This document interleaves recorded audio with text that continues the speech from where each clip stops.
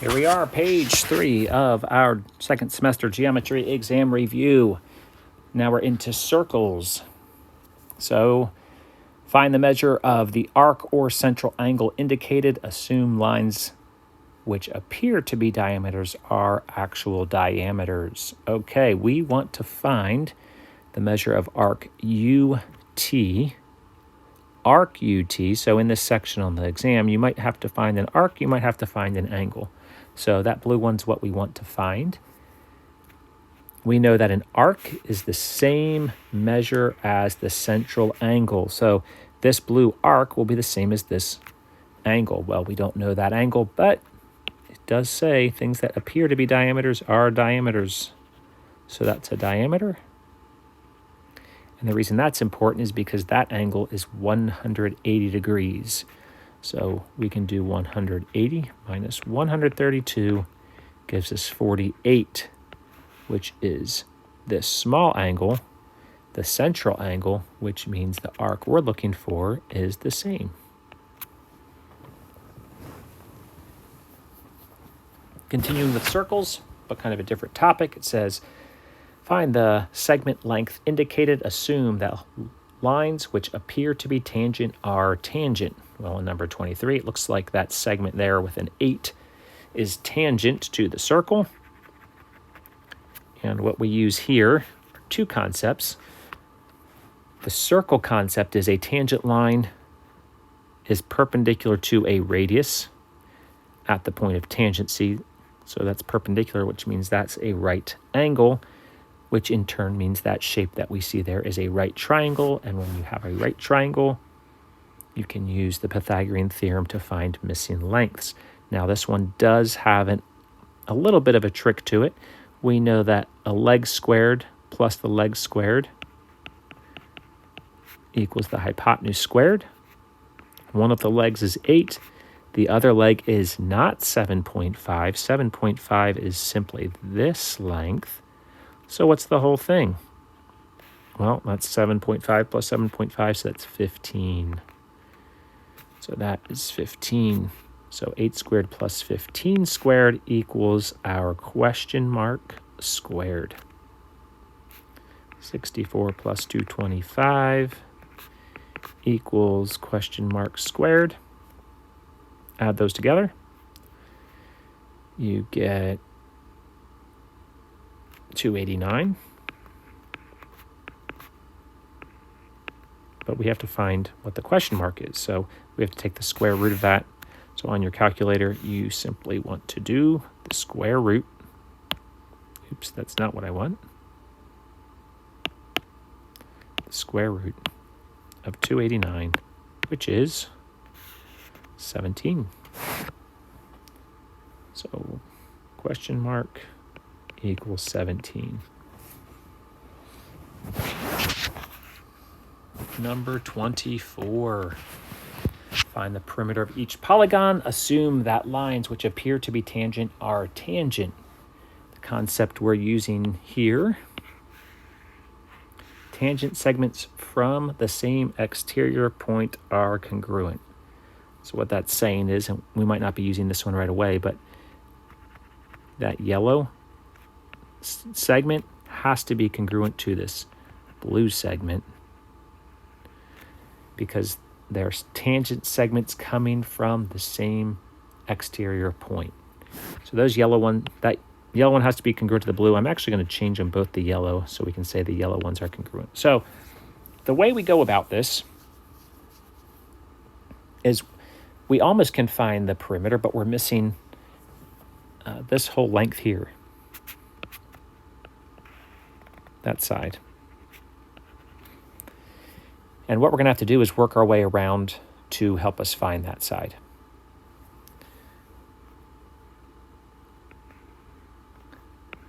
That whole length is 19.6, but this smaller red one is 9.6.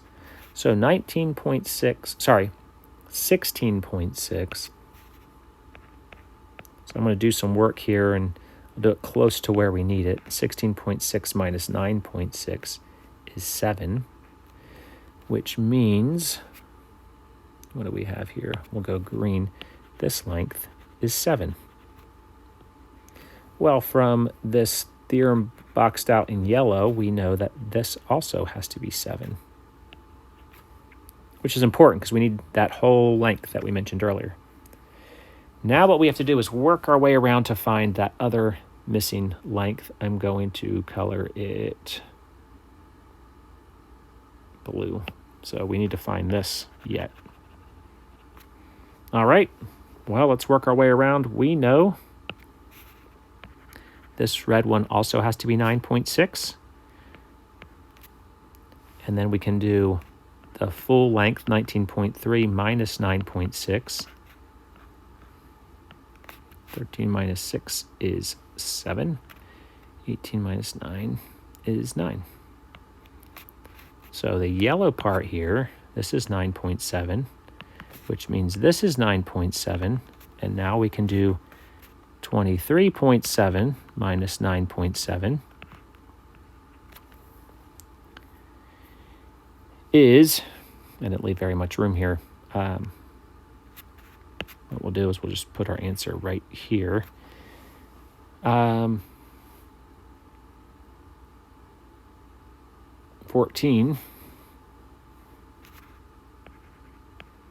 And that's for this length, which means this is also 14.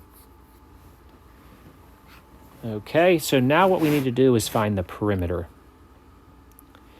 There's a few different ways to do this. Just be careful with how you do this. I think the easiest way is to take the 3 original sides that we had and then add the extra 14 and the extra 7. Another thing you could do is be like, oh, 14 plus 7 is 21, and you could just add 21. In fact, I think I like that better. So we have that this was 7. This is 14. So that whole length is 21. So I am going to add up all the highlighted numbers. I'll just do it over here on the calculator. 21 plus 23.7 plus 19.3 plus 16.6. And we get our answer of 80.6. And the final 2 questions from page 3 have to do with angles. This question mark here is called an inscribed angle. I put the info down here. An inscribed angle is 1/2 its intercepted arc. So that question mark is actually half of this green arc. However, we don't know this green arc. But what we do know is this entire circle is 360 degrees. So we can add the 115 and the 141, which is 256. 360 minus the 256 is 104. So that's this arc. And then we do half of 104 to get the question mark.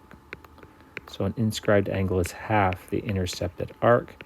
And so our answer is 52 degrees. So we had to do a couple steps there, but the main theorem was that an inscribed angle is half its intercepted arc.